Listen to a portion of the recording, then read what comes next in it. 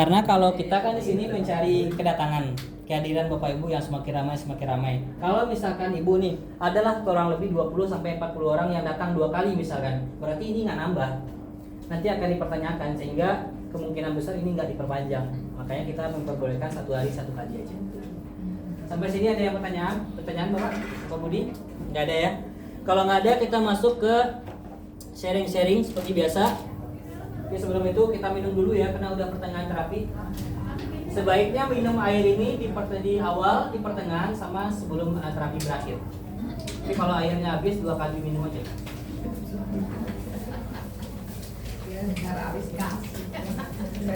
Saya ngasihnya boleh, cuman kalau di depan, kalau di belakang nggak mau. Setrum nanti.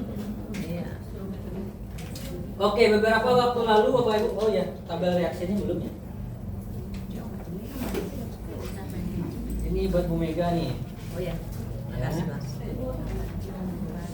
Bu Abu ya? Abu. Ini.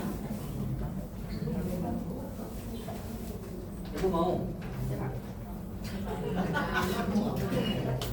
Oh, Ibu ketawa mulu. Oke, Bapak Ibu, beberapa waktu lalu kita sempat membahas tentang kolesterol. Betul? Setelah kolesterol apa? Darah tinggi. Ya, hipertensi sama lah. Bahasa kita itu. Ya. Kita kemarin bahas itu, Pak. Bapak sih datang sekarang. Enggak datang, enggak dapat kan? Nah, jadi Bapak Ibu kemarin kita bahas kolesterol, kita bahas darah tinggi. Dan hari ini ada yang tahu kita bahas apa? Asam urat. Saya nanya Bapak Ibu yang lama, yang baru. Apa Bapak Ibu? Dan yang kalau itu apa? Bahasan kita kali ini adalah tentang jantung. Ada yang tidak memiliki jantung di sini? Angkat tangan. Punya semua ya. Ada yang punya masalah jantung di sini? Angkat tangan. Di sini nggak boleh bohong ya Bapak Ibu ya. Oh nggak ada ya, sehat semua jantungnya. Syukurlah. Kali ini kita akan bahas tentang jantung. Yang pertama, menurut Bapak Ibu, jantung adalah serangan jantung atau penyakit jantung apakah merupakan salah satu penyakit yang mematikan? Ya. Kira-kira ranking berapakah penyakit jantung di dunia? 1. Ibu tahu dari mana kok 1? Pernah baca? Betul, 1. Ranking 1 dunia. Sekarang saya tanya, yang kedua, di Indonesia penyakit jantung berada di ranking keberapa? Siapa yang bilang 1? Udah baca juga? Salah. Enggak. Penyakit jantung di Indonesia itu udah di nomor 2. Nomor 1-nya adalah? Salah lagi. Stroke. Ya, stroke Bang ya, Bang Indra? Stroke kan? Betul ya. Dan sekarang kita akan tanya nih, kira-kira penyakit jantung itu rentan untuk orang tua kah atau gimana?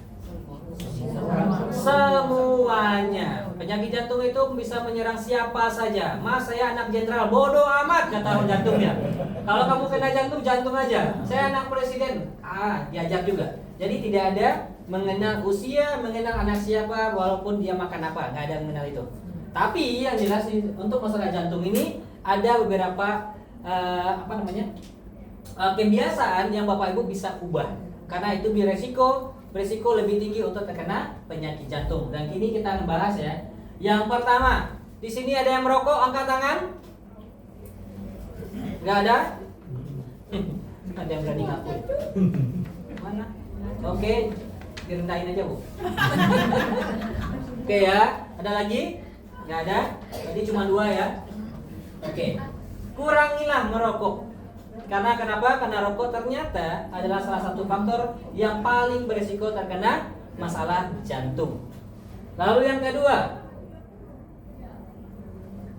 gemuk. Rasakan itu, kena itu. Obesitas atau kegemukan. Bapak Ibu, khususnya ibu-ibu, tolonglah. Kalau bisa diet secara sehat, tolonglah diet. Karena selain masalah di jantung, itu pinggang sama lutut ibu, kenapa rentan perempuan? Ya itu tadi. Bukan yang nambah beban, makin diajar itu makanan semuanya. tolonglah dikontrol untuk pola makannya, olahraganya tolonglah lebih rutin agar kualitas lutut sama pinggangnya baik-baik saja. Semakin besar BB-nya, semakin tekanan di sini dan di sini semakin besar. Hari ini dia cuma goyang dikit. Minggu depan itu udah mulai jalannya udah agak stabil. Minggu depannya lagi udah pakai tongkat 1, baru pakai tongkat 2. Habis itu apa? Jalan pakai tangan ibunya, ya. Jadi kalau bisa untuk masalah kegemukan ini, yuk sama-sama mulailah belajar untuk mengontrol pola makannya, mulailah rutin olahraganya. Itu yang kedua. Yang ketiga, hipertensi. Ada di sini yang hipertensi? Oh, ada ya, tinggi. Kalau nggak minum obat ya 180-an. Kalau nggak minum obat, kalau minum obat? Ya 140, 150. Oke, untuk masalah hipertensi, Bapak Ibu semuanya, ini kecenderungan dari masalah jantung ini biasanya kebanyakan dari riwayatnya ada hipertensinya, betul ya? Kebanyakan dari situ. Pastikan Bapak Ibu yang pertama melakukan pengecekan rutin, itu yang pertama. Pengecekan rutin itu yang pertama. Yang kedua, kalau ibu rasa tekanan darahnya bagus-bagus saja tanpa obat, justru itu mengkhawatirkan tentunya. Jadi di sini saya cerita sedikit, ada satu ibu.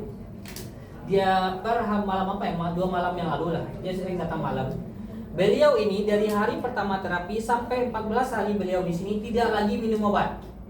Darah tinggi. Dan dia bilang setiap pagi pengecekan itu angkanya 128 stabil lah, 120 128. Apakah itu bagus? Bagus secara angka, tapi secara pengawasan tidak. Karena dokter menyarankan untuk minum obat darah tinggi sampai seumur hidup. Lalu bagaimanakah caranya apabila kita pengen memberhentikan obat? Saya kasih satu cara. Pertama, 3 bulan pertama, ini selalu diawasi oleh dokter ya. 3 bulan pertama Bapak Ibu silakan lakukan cek apakah darahnya terkontrol atau tidak. Kalau terkontrol, nantinya akan ada pengurangan obat atau dosis, itu yang pertama. 3 bulan kedua, itu biasanya dokter akan pantau juga. Ternyata tekanan darahnya stabil nih, bahkan tidak pernah tinggi lagi atau bahkan pernah rendah. Biasanya itu dokter akan menyarankan kamu mau berhenti atau coba berhenti atau tidak. Dia yang menyarankan kepada Bapak Ibu, bukan Alpatera. Alpatera di sini tidak menyarankan obat-obatan, tidak menyarankan apapun. Tapi soalan obat harus melalui dokter. Kalau dokter suruh minum, ya minum. Betul nggak? Kalau misalkan saya suruh nggak minum, ibu nggak minum. Jangan, saya bukan dokter. Jangan percaya ya. Yang penting masalah obat-obatan, ibu urusan ibu sama dokternya. Atau sama-sama hak ibu lah mau minum obat atau tidak. Tapi di sini Alpatera tidak menyarankan itu. Kalaupun terkontrol darah tingginya, minimal Bapak Ibu kontrol ke dokter itu berharap dosisnya dikurangi. Atau gimana caranya lah. Yang penting dari dokternya, jangan inisiatif sendiri. Bapak Ibu, tensi ini cukup bahaya. Dia kadang-kadang bisa boom ke atas langsung. Banyak loh orang-orang tiba kena serangan jantung, banyak loh orang-orang tiba-tiba stroke, banyak juga yang tiba-tiba kelumpuhan setengah badan. Kita pernah lihat itu kan? Itu karena kenapa? Karena sering mengabaikan yang namanya darah tinggi. Bapak Ibu yang tensinya 170, 180, 190 tidak minum obat, hadiahnya mantap sekali, stroke. Jangan, hadiah itu jangan diambil ya. Minum obat lah secara rutin, kontrol terus lah secara rutin. Dan kalau bisa, pengawasan dokter itu juga penting. Alpatera bisa bantu? Bisa, karena hipertensi di sini sudah ada berbagai testimoni. Ada yang stuck di 150, 160, sekarang udah bisa sampai di 120. Ada juga yang stuck di 170, 7 hari terapi sudah 130. Artinya Alpatera bisa bantu dalam hal apa? Membersihkan darah. Kalau darah kita kualitasnya bagus, maka tekanan darah kita juga akan terkontrol. Itu juga berlaku untuk kolesterol, asam urat hingga diabetesnya. Jelas? Yang nggak jelas, angkat tangan. Saya akan ulangi.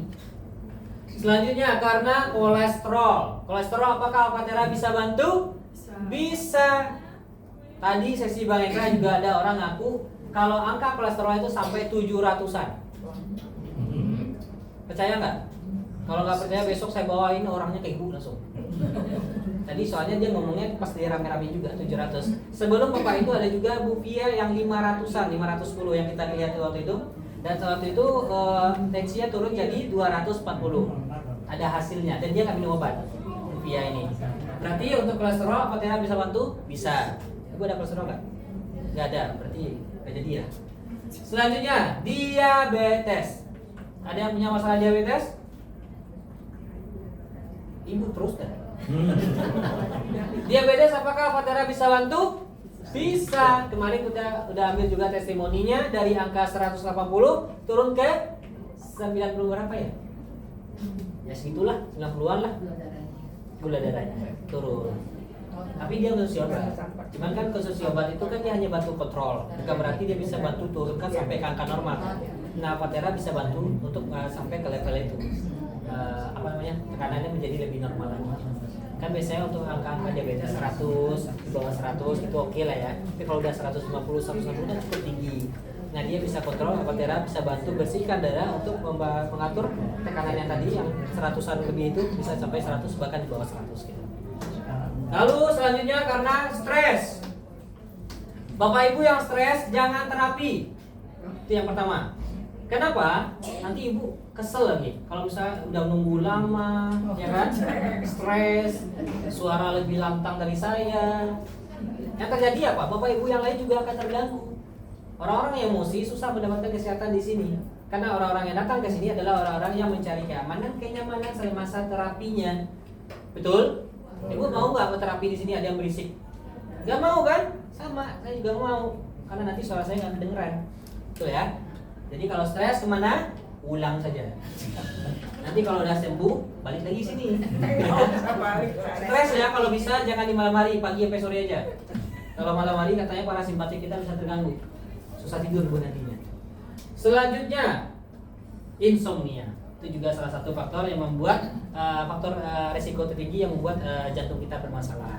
Udah jelas ya tadi Bapak Ibu ya. Nah, selanjutnya apa ya? Habis ini resiko. Selanjutnya Bapak Ibu ada yang pasang ring di sini? Bapak satu, berapa ring Pak? Satu ring. Bapak berapa ring? Satu juga. Ada lawan? Ada lawan? Bapak ada berapa? Satu juga. Iya, berapa ring? 9. Benar Bu? Oh iya. Bapak Ibu nggak usah kaget ya. Bapaknya udah jujur loh. Jadi bapaknya pusing, bapaknya udah ngeliatin saya gitu. Nah Bapak Ibu untuk pemasangan ring biayanya nggak murah ya. Yang pertama, pemasangan operasi bypass pun juga lah tidak murah, betul ya. Pokoknya berhubungan dengan jantung itu biayanya gede-gedean. Di luar BPJS tentunya. Tapi di sini ada satu ibu yang mungkin Bapak Ibu sudah pernah lihat sebelumnya, ada penyumbatan 70% yang sudah disarankan untuk pemasangan ring, namun tidak jadi karena kenapa? Karena dia memilih duduk setengah jam saja. Di mana dia duduk? Setengah jam saja. Siapa yang nanya berapa lama? Oh, ibu udah lama loh. Ibu nggak lihat videonya ya? 1 bulan. Dan ternyata bukan hanya Ibu Mariana aja. Ada satu ibu lagi, dia orang Polris tapi belum datang lagi ya. Ibu itu bilang, temannya bilang dalam 2 hari belakangan itu dia pengecekan lagi, dia ada penyumbatan 80 apa 60 Bang? 80% dan sekarang normal juga. Bagus nggak? Bagus lah, ya Bu ya. Nah, penyumbatannya udah nggak ada. Halo, selamat sore semuanya. Oke, yang pertama, Ibu namanya siapa? Ariana. Ibu Ariana umurnya berapa dia? Kecil sekali ya suaranya ya? Ya, 60. Oke. Ibu Ariana kesini sama siapa? Sama anak ya. Nah sekarang Ibu Ariana, saya mau tanya, sebelum kesini ada keluhan apa aja? Saya di tanggal 23 April ke Singapura di Rumah Sakit Elizabeth. Saya CT scan jantung. Ternyata hasilnya ada kesumbat. Ada penyumbatan. Penyumbatan Berapa persen Ibu? 70. 70%. Wow ya. Terus dokter nyaraninnya seperti apa Bu? Dokter Singapura menyarankan pasang ring. Kapan itu disarankannya? Saat itu tanggal 23 hasilnya kan keluar. Disuruh pemasangan ring, terserah mau di Singapura boleh, mau di Malaysia, di Indonesia boleh. Tapi Ibu gak mau. Bukan nggak mau, saya masih pertimbangkan dulu. Ingin cari tahu kalau kita cari dokter itu kan tidak satu, mungkin ada alternatif yang lain. Akhirnya saya ada ketemu dokter di Siloam, namanya dokter Pasca. Oke, hasilnya sama juga. Hasilnya tetap katanya 70%. Cuman saran dari dokter Pasca, kita tes ulang pakai istilahnya nuklir. Jadi saya kemarin setelah itu kan saya ikut Alphatera dari bulan kemarin kan, itu pun sudah hampir 30 kali. Iya betul. Udah hasil dari Alphatera, saya ke dokter Siloam dengan dokter Pasca, dokter jantung. Di tanggal 10 kemarin saya pergi nuklir. Tanggal 10, tanggal 12 hasilnya normal. Penyumatannya udah nggak ada. Katanya normal, jadi saya tanggal 15 kemarin kan ke rumah sakit dicek ulang. Dari hasil nuklir, dari dokter menyatakan normal, ibu tidak perlu pasang ringlet. Nah, kira-kira kalau misalkan dia pasang ring, berapa biaya yang akan dikeluarkan? Yang pertama, lalu biaya perjalanan dan biaya lainnya lah. Ya, itu sangat rumit, sangat membutuhkan usaha, sangat membutuhkan banyak pengeluaran juga. Tapi melalui duduk-duduk saja, akhirnya penyumbatan itu menjadi tidak jadi dipasang ring. Bapak Ibu, ini bukan hanya soalan jantung saja. Tadi kita udah bahas darah tinggi, kolesterol, asam urat, diabetes, bahkan banyak sekali berbagai perbaikan di sini sudah ada. Intinya di sini Bapak Ibu, duduk saja tenang-tenang, nikmatin prosesnya. Sebagaimana Bapak Ibu menikmati proses untuk mencapai penyakit dulunya, sekarang kita berproses untuk mencapai kesehatan yang benar-benar kita cari di sini. Jadi Bapak Ibu, tidak berat kan duduk 30 menit? Ada yang berat nggak? Kalau ada yang berat, diet. Ya, kalau ada yang berat. Jadi cuma duduk saja Bapak Ibu selama 30 menit. Dan saya harap Bapak Ibu bisa bersihkan darah setiap hari dan menggunakan flak setiap harinya. Terima kasih. Besok